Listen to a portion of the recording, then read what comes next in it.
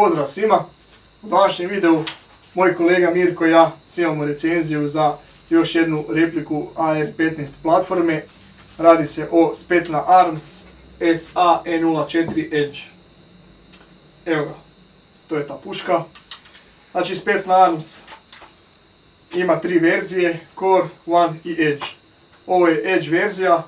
Edge stavlja naglasak na kvalitetu izrade, vanjštine, rješenja koja pospješuju uporabljivost replike, produžuju vijek trajanja, pojednostavljuju dijagnozu grešaka u radu te omogućuju podešavanje izlazne energije kuglice. Ova replika je opremljena RRA, znači evo vidite Rock Reverse Arms, tu je naprijed logo. Znači opremljena je licenciranim oznakama RRA koji je poznat po proizvodnji vrlo kvalitetnih AR-15 pušaka i RRA surađuje znači sa FBI, DEA i USA Marshals frakcijama ili kako god.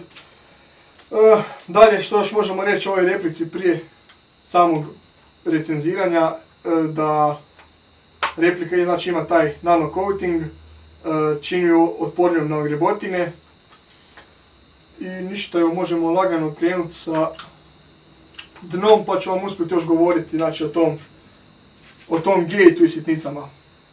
Uz repliku smo dobili, znači dolazi Specna Arms original high cap, tu je jedan mid cap, M90 opruga ako trebate smanjiti snagu i ovi nastavci koje možete staviti naprijed.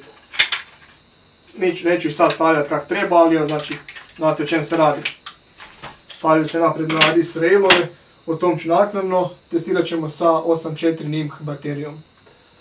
Dobro, znači krećemo od dna, tu se otvara, vidite imate dvije kuki koje morate gurnuti van i otvaramo kundak u koji ide baterija i kundak u kojem se nalazi gate.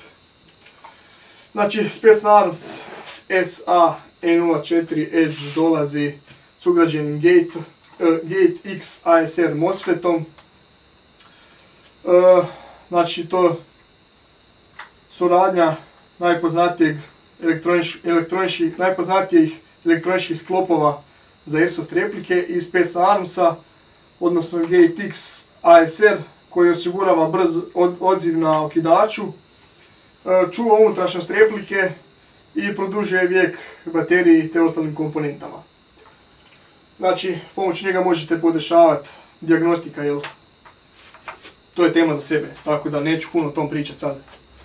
Tu se nalazi naravno rasklopljivi kundak, rasklopljiv na nekoliko razina, svaka ima svoju rupicu. Dalje idemo na selektor paljbe, znači safe, semi, auto, rotacijski, vrlo jednostavno za korištenje. Ima ESA sistem za brzu izmjenu opruge. Ima znači taj stražni ciljnik. Dok ja skužim kako radi, nisam još stigao sve testirati. Znači poluga za otpuštanje spremnika, hop-up je rotacijski, evo vidite, kotačić plavi rotacijski. Naprijed imamo rukohvat na kojem su RIS railovi, na koje možete staviti znači bateriju, svjetiljku, laser, ovisi što još želite. Imamo taj prednji ciljnik, unutra se nalazi Orion gearbox koji može podnijeti opruge do znači M140. Ne znam, od više ljudi sam čuo za taj Orion gearbox loše komentare. Mi smo otvorili pušku, vidjeli smo gearbox i čini se skroz ok. Pretpostavljam da su kritičari mislili na školjku gearboxa, da ona nije kvalitetno izrađena, ali eto, ja kažem skroz ok po ovom što smo mi vidjeli. Tako da svako ima svoje mišljenje. To bi bilo više manje to što se tiče replike. Sad ćemo testirati i onda ćemo još reći par riječi za kraj. Idemo na testiranje, ajde. Bacamo se na testiranje replike. Za testiranje ću koristiti 0.20 i 0.30 kuglice. Za sve ostale gramaže možete vidjeti po tablici koliko ima čega. Ništa, evo, 0.20 su spremne.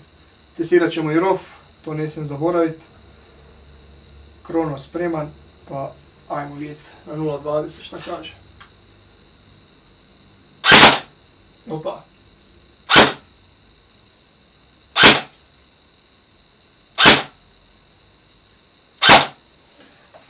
Ok, ovo prvo je bila greška, drugo nije očitao krono, tako da ovi ostali rezultati su dobri. Ništa, idemo vidjeti kakav je ROF. Ćemo obrnuti.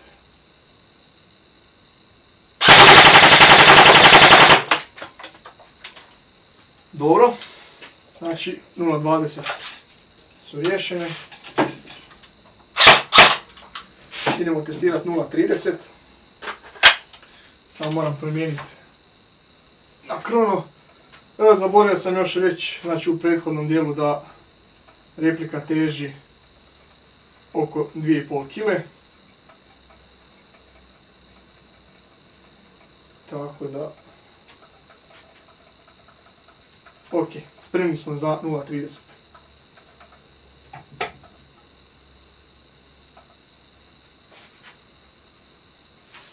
Evo vidite šta kaže.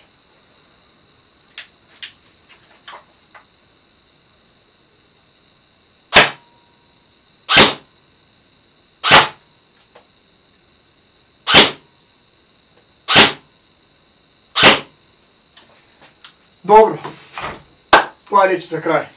I evo par riječi za kraj ovoj replici. Znači proizvođač je naveo da ona treba imati oko 380 fps-a s ugašenim hop-upom i 0.20 kuglicama. Vidjeli ste da ima oko 350. Unutarnja cijev je duga 260 mm, kao što sam rekao teška je 2,5 kg. Replika sama po sebi je dosta dobra, iz kutije spremna za korištenje. Evo, ja bi jedino poboljšao taj rate of fire jer kratka je i znači da je za takve susrete CQB za prostorije odlična. Sam treba poboljšati rate of fire i bit će super. Znači da, rekao sam, već iz kutije zadovoljava uvjete za igru. Skroz solidna, skroz dobra, za svoju cijenu, eto, vrlo dobra. Vidimo se uskoro s novom recenzijom, odnosno s novim videom, gdje će sudjelovati Mirko i vidjet ćete kako on pomaže našem timu Airsoft kluba. To je to, do tad pozdrav svima.